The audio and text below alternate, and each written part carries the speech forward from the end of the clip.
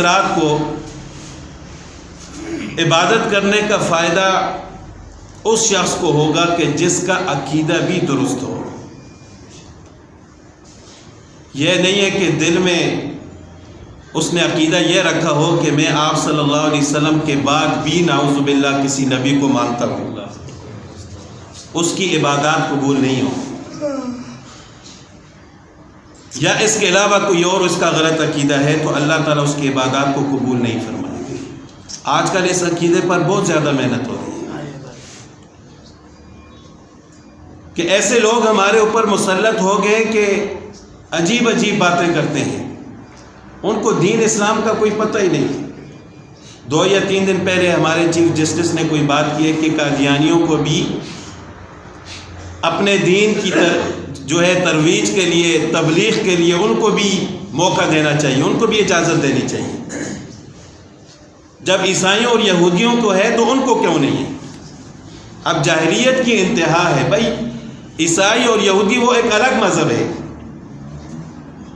اب یہ بھی کہیں کہ ہم مسلمان نہیں، ہم الگ، ہمارا ایک مذہب ہے، تو ان کو بھی اجازت مل جائے گی، لیکن وہ تو اپنے آپ کو مسلمان سمجھتے ہیں اور اپنے آپ کو مسلمان سمجھ کر دوسرے مسلمانوں کو گمراہ کرتے ہیں۔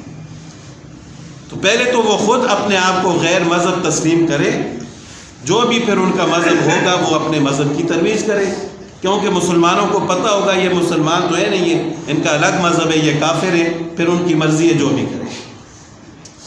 لیکن وہ اپنے آپ اپنے عبادت گاہوں کو مسجد کا نام دینا چاہتے ہیں، اپنے آپ کو مسلمان کہنا چاہتے ہیں اور دوسرے مسلمانوں کو اپنی طرف راغب کرنا چاہتے ہیں، تو یہ مذہب کی ترویج اور تبلیغ نہیں ہے، یہ فساد ہے۔ لیکن ایسے لوگ ہمارے اوپر مسلط ہو گئے جن کو دین کی کچھ بھی سمجھ نہیں ہے، اور اس طرح وہ مسلمانوں کے لبادے میں چھپے ہوئے ہیں کہ انسان کو سمجھ ہی نہیں آتی، پتھر اٹھاؤ نیچے سے قادیانی نکل آتا۔ انسان کس کس پر یقین کرے؟ لیکن ہمیں انفرادی طور پر اپنا عقیدہ پختہ رکھنا چاہیے۔ اگر ختم نبوت کے عقیدے پر آنچ بھی آتی ہے تو ہمارا اس دنیا میں زندہ رہنے کا کوئی فائدہ نہیں۔ ہماری جان چلی جائے لیکن اس عقیدے پر آنچ نہیں آنی چاہیے۔ ہماری جانوں کی کیا قیمت ہے؟ قیمتی جانیں تو صحابہ کرام کی تھی۔ غزوہ بدر سب سے پہلی لڑائی تھی، جو بڑی لڑائی مسلمانوں اور کافروں کے درمیان ہوئی ہے۔ غزوہ بدر سے لے کر رسول اللہ صلی اللہ علیہ وسلم کی زندگی میں، حیات مبارکہ میں جتنے بھی غزوات لڑے گئے، ان تمام غزوات میں شہداء کی تعداد چند سو ہے، چند سو۔ لیکن مسیلمہ کذاب لعنت اللہ علیہ، جس نے سب سے پہلے نبوت کا جھوٹا دعویٰ کیا تھا رسول اللہ صلی اللہ علیہ وسلم کی زندگی میں، تو اس کے خلاف جب لڑائی لڑی گئی تو اس میں شہداء کی تعداد ہزاروں کے حساب سے تھی، اور اس میں سے 700 حافظ قرآن صحابہ کرام تھے جنہوں نے اپنی جان کا نذرانہ دیا۔ تو ہماری جانوں کی کیا اہمیت اور کیا قیمت ہے؟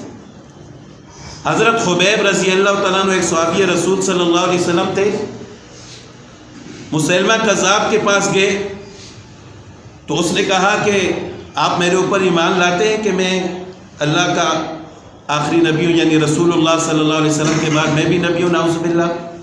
انہوں نے کہا کہ نہیں، میں صرف ایک ہی نبی پر ایمان لاتا ہوں، یہ رسول اللہ صلی اللہ علیہ وسلم۔ اس نے کہا کہ دیکھ لو، انہوں نے کہا کہ کسی صورت آپ پر ایمان نہیں لا سکتا۔ تو وہ پوچھتا جاتا اور ان کے جسم کا ایک عضو کاٹتا جاتا۔ جب وہ پوچھتا کہ آپ میرے اوپر ایمان لاتے ہو، یہ کہتے نہیں، ایک بازو کاٹ لیا۔ پھر پوچھا میرے اوپر ایمان لاتے ہو، نہیں، دوسرا بازو کاٹ لیا۔ اس طرح جسم کے ٹکڑے ٹکڑے کر کر ان کو شہید کیا گیا۔ آج یہ کہتے ہیں کہ قادیانی ہمارے بھائی ہیں نعوذ باللہ، ان کو بھی اسلام کی تبلیغ کی اجازت دینی چاہیے۔ تمہاری زندگیوں پر، تمہاری موت پر لعنت ہے۔ لیکن ہمیں اپنا عقیدہ پختہ رکھنا چاہیے۔ اگر کسی کے دل میں ایسا ذرا برابر بھی خیال آتا ہے تو اس کی کوئی